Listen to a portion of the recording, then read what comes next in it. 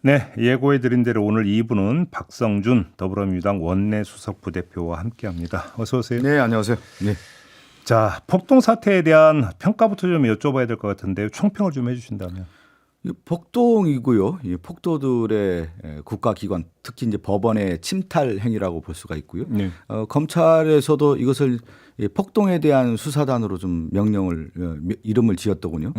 그만큼 우리나라 헌정사에서 이런 일이 있었나. 사실 민주주의였던 질서에 있어서 우리 국민들의 상당히 뛰어난 점 중에 하나가 뭐냐면 시위는 시위대로 하고 자신들의 표현을 하지만 서로 이 갈등 국면에서도 절제의 미가 있었지 않았습니까? 그런데 이것을 폭동이라고 하는 부분, 그리고 저는 가장 놀랐던 것 중에 하나가 서부지방법원 7층을 찾아서 네네네. 담당 판사를 찾아 헤매고 체포하겠다는 뜻 아니겠어요? 이것은 정말 이 국기문란의 최고봉에 해당한다고 볼 수가 있겠죠. 이게 계획된 거라고 보세요? 우발적으로 발생한 거라고 보세요? 이제 우발과 계획이 어느 정도 이제 섞여 맞물려 갈 수밖에 없는 것이죠. 왜 그러냐면 내란 선동의 가장 주체 세력은 결국은 이제 윤석열 아니겠습니까? 내란의 수괴이면서 내란을 인정하지 않고 자신들의 어떤 지지층 결집을 통해서 자신들을 보호해달라고 하는 메시지를 그동안에 계속 전달했단 말이죠. 그러면서 그 반개 세력들이 이제 준동하게 되고 그러면서 이제 우발적인 사람들도 모이게 되고 그러한 것들이 이제 맞물렸다고 볼 수가 있죠. 제가 이 질문을 드린 이유는 예를 들어서 그 7층에 판사실이 있고 네네. 그래서 어떤 7층까지 어떤 그 진입하려고 했던 부분이나 서버를 찾으려고 했던 부분이나 네네. 이런 것들을 볼 때 내부를 어느 정도 파악을 하고 지금 그 접근했다는 이야기가 성립이 되기 때문에 그런데 수사를 통해서 밝혀져야 되지 않겠습니까? 물론입니다. 어떤 네. 명령을 통해서 그들의 행위가 이어졌다라고 하는 부분이 이제 밝혀져야 될 것 같은데 상식적으로 생각했을 때 보통 그 시위를 한다고 했을 때 그 앞에서 시위하고 자신들의 표현을 하는데 어느 위치에 있고 누가 어디에 있고 이런 것들에 대한 것들은 정확하게 파악했다라고 하는 것은 우발적이라고 볼 수는 없는 것이죠. 그러니까요. 예. 알겠습니다. 이건 어차피 이제 수사를 통해서 가려져야 될 내용이니까 예. 이 정도로 하고 정치권으로 넘어오면 윤상현 의원 문제가 지금 불거져 있는 상태입니다. 네네. 어떻게 규정하십니까? 윤상현 의원의 당일 그때의 행적에 대해서는. 당일뿐만 아니라 윤상현 의원은 그동안에 내란을 인정하지 않았고요. 내란을 오히려 선동하지 않았습니까? 그리고 언어를 볼 때 네. 과연 이 나라의 법질서 또 입법을 수행하는 국회의원으로서 수행할 자세가 돼 있느냐에 대한 많은 질타가 있었지 않았어요? 근데 그 모습에 정점을 찍은 것이 지난 서부지방법원에서 월담을 하고 시위를 하고 이 폭동에 이르렀던 사람들에 대해서 훈방 조치해달라고 하는 그러한 방송을 한 거 아니겠습니까? 그것을 봤을 때는 결국 내란을 선동하는 하나의 일련의 과정에서의 행위다 이렇게 보는 겁니다. 근데 앞서도 잠깐 소개해드렸습니다만 윤상현 의원이 페이스북에 글을 올려서 민주당에 갈라치기 하고 있고 후안무치하다고 이렇게 비판했던데. 아니 후안무치는 누굽니까? 윤상현 의원이 후안무치한 거 아니에요? 갈라치기는 그동안에 누가 했어요? 그러니까. 아니, 보면은 윤상현 의원은 그 언어의 화법이라고 볼 때 그 궤변 아닙니까? 지금 볼 때 정상적인 국민들에게 네. 가장 중요한 바로미터를 제시해 줘야 될 국회의원이 갈라치기하고 분열하고 극단의 언어를 쓰는 것이 윤상현 의원의 모습이기 때문에 네. 이래서는 안 된다라고 봅니다.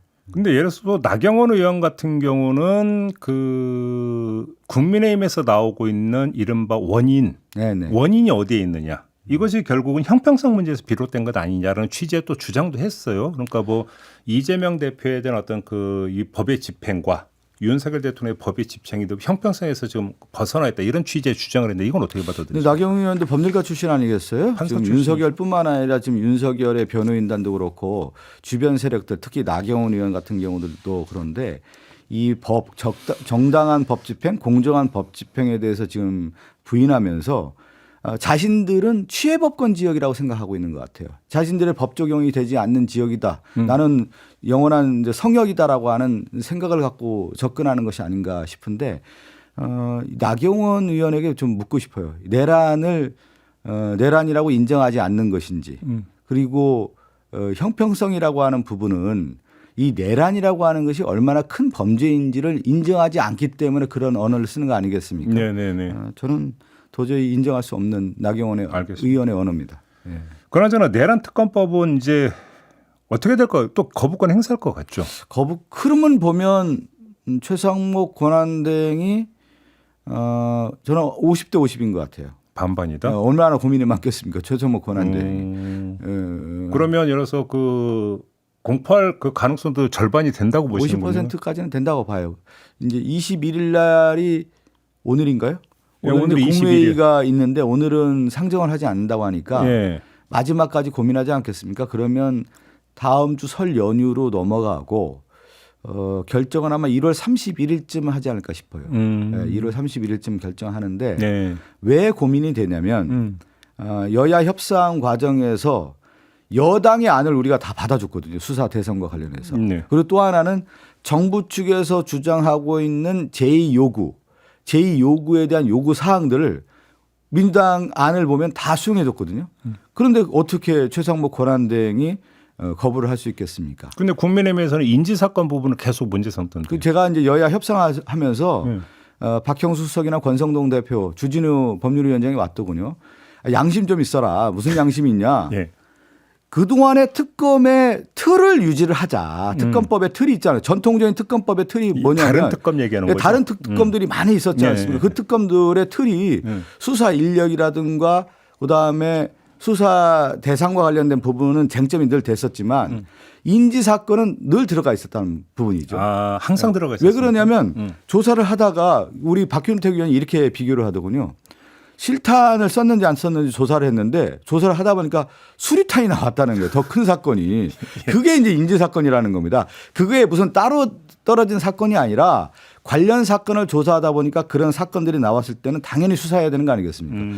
아니 내란과 관련돼서 내밀한 내용들이 다 있을 텐데 우리가 미리 알고 이것만 수사하겠다라고 하는 것이 있을 수가 있는 일입니까? 그래요. 그래서 그러한 주장을 국민의힘은 전형적으로 볼 때 특검을 하지 않겠다라고 생각을 하고 이미 협상에 들어왔다라고 하는 것이 그대로 입증이 된 것이죠. 또 하나를 예를 들면 파견 검사를 5명으로 했어요. 5명. 예. 이게 공소 유지도 안 되는 거예요.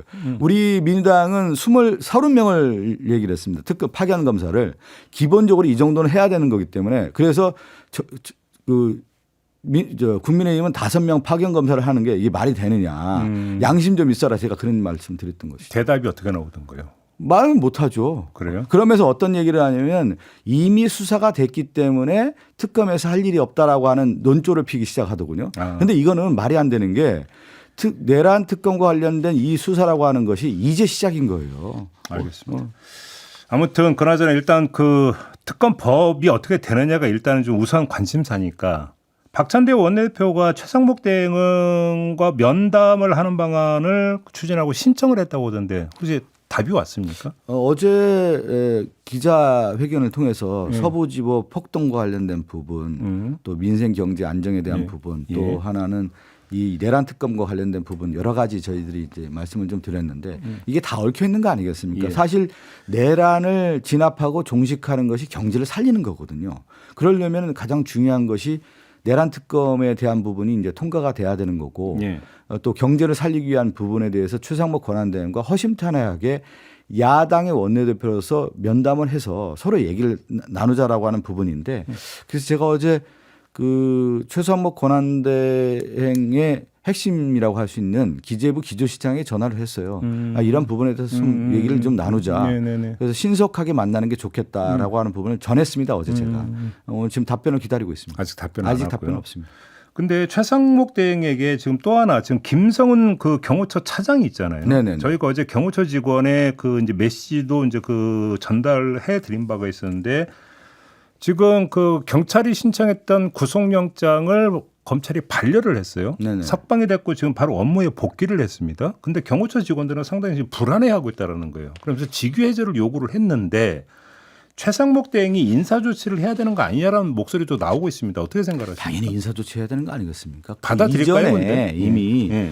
체포영장 집행 과정에서 경호처의 특히 김성훈과 이광우의 행태를 보면 공정한 정당한 법 집행을 막았었던 거 아니겠습니까? 그 당사자였고 그것이 법원에 인정받았기 때문에 체포영장이 발부가 돼서 됐는데 이것을 반려했다라고 하는 부분에 대해서는 국민들이 납득하기 어려운 거고 또 경호처라는 조직에 있어서의 조직 해체까지 이어지는 거 아니겠습니까? 더 법을 위반한 사람이 다시 경호처에 돌아와서 그 권한을 행사한다는 것 자체가 말이 안 되는 거기 때문에 네. 최상목 권한대행이 당연히 직위 해제를 해야 되는 것이죠. 그래요. 예. 그럼 만약에 박찬대 원내대표가 만나게 되면 이것까지 요구할 계획이십니까? 거기까지는 뭐 얘기를 하지 않았지만 저는 최상목 권한대행이 합리적 그 관료로서 지금까지 성장했던 분 아니겠습니까? 그러면 이러한 일에 있어서는 정리할 필요가 있는 것이죠. 권한대행이 할 일 중에 하나가 이런 잘못된 부분에 대해서는 정리해야 되는 거 아니겠습니까?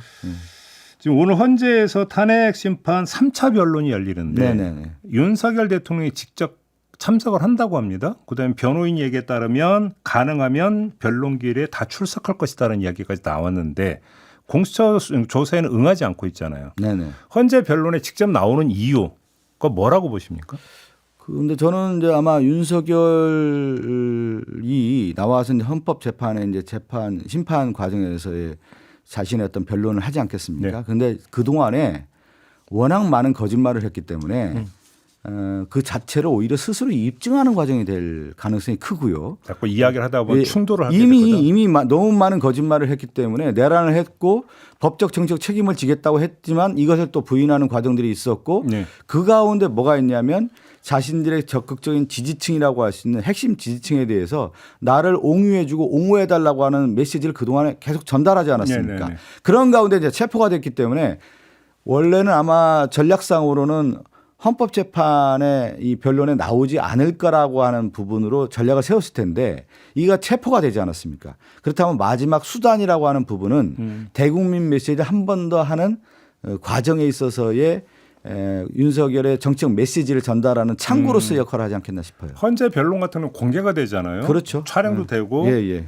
영상도 공개가 될 수 있는데 이제 그걸 그러니까 노리고 있다 이렇게 보시는 겁니까? 자기의 정치적 메시지를 마지막 전달하는 창구 이렇게 보고 있습니다. 예. 하나만 더요. 지금 수원지검에 소속돼 있는 검사가 검찰 내부망인 이프로스에 윤석열 대통령이 제기하는 부정선거 의혹을 수사해봐야 된다라고는 주장을 한 거 글을 올렸다고 하는데 어떻게 평가하십니까? 그건 뭐 언급할 가치도 없는 거고요. 예. 우리나라 민주주의 시스템에서의 선거의 이 공정성에 대한 것은 세계가 다 바라보고 있는 거고 그것이 부정선거가 될 수 없다라고 하는 것은 수많은 그 뭐 선관위 사무총장뿐만 아니라 선관위 사무총장이 윤석열 대통령이 임명한 자신의 대학교 친구예요. 네. 그 부분이 그랬잖아요. 그런 일은 있을 수 없다라고 하는 부분이고 저는 여기서 하나 좀 이 검사라는 분에게 좀 지적을 좀 해주고 싶은 게 뭐냐면 제가 그 의원총회에서 이런 얘기했습니다. 윤석열의 정치적 시스템이 유사 파시즘 시스템이라고 하는 것을 우리가 봐야 된다. 네. 근데 이걸 저 하나 얘기하면 12월 3일 날 비상계엄은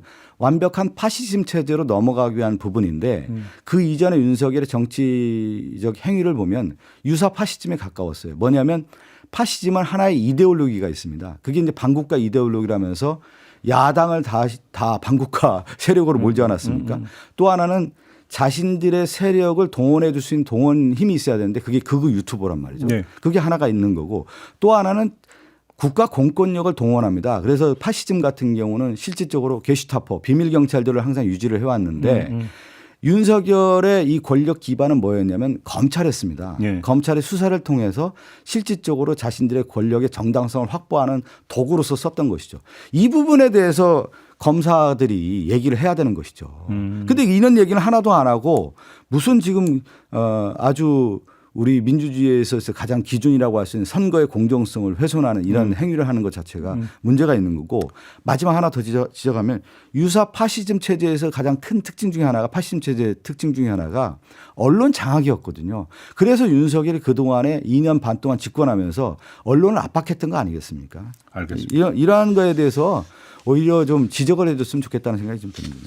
지금 당에서 여론조사 검증특위 띄우기로 했었죠. 네네네. 최근에 여론조사 추이를 쭉 지켜보실 텐데 어떻게 받아들이세요? 왜 이런 현상이 나타나고 있다고 보십니까?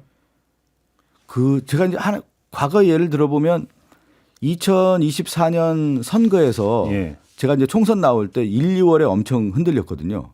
우리 그 민주당이. 지역구에서? 예, 예. 아니 전체 당 지지율이? 당 지지율이. 예. 근데 저는 전혀 그 민심에 그 뭐라고 할까요? 그 여론조사 자체가 민주당에 불리한 여론조사가 나왔는데 선거에 큰 영향이 없을 거라고 봤습니다. 민심이 이반된다고 이반되지 않았다. 체감을 못했다. 민심에 이반이 없다라고 봤는데 이번도 좀 마찬가지인 건데 민심의 큰 흐름은 이제 저배는 그대로 가는 건데 예. 이거를 한번 민심의 흐름이 이제 공세 국면과 수세 국면이 있거든요.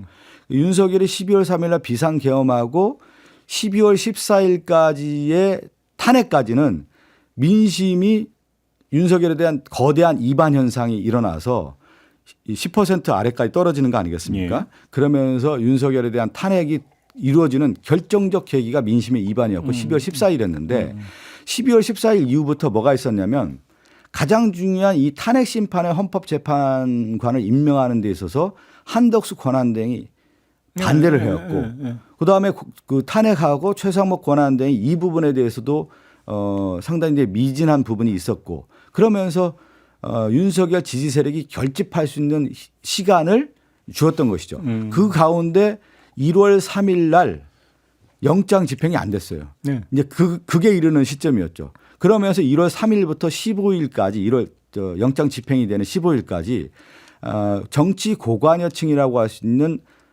우파 그러니까 예를 들면 이제 보수 우파들의 세력들이 결집하면서 정치 고관여층들이 여론조사에 상당히 이제 적극적 참여가 이루어졌다 이렇게 볼 수가 있는 것이죠. 수석님도 과표집되고 있다 이렇게 과표집되는 부분이 있는 그렇게 거. 보고 민심 있어요? 저변은 저는 변함이 없는 거. 그런데 그 가운데 내란 세력의 이 준동이 1월 20일 새벽에 네.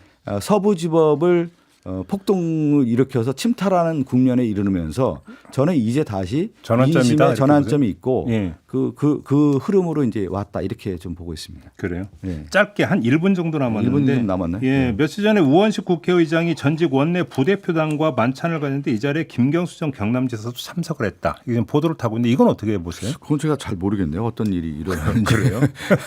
지금 저희는 원내 일이 너무 많아가지고요. 예, 미처 챙기지 못했다. 저 챙길 수는 없었던 것 진짜? 같아요. 예, 알겠습니다. 시간이 다 돼서 오늘 이렇게 마무리할게요. 고맙습니다. 예, 감사합니다. 네, 박성준 더불어민주당 원내 수석 부대표였습니다.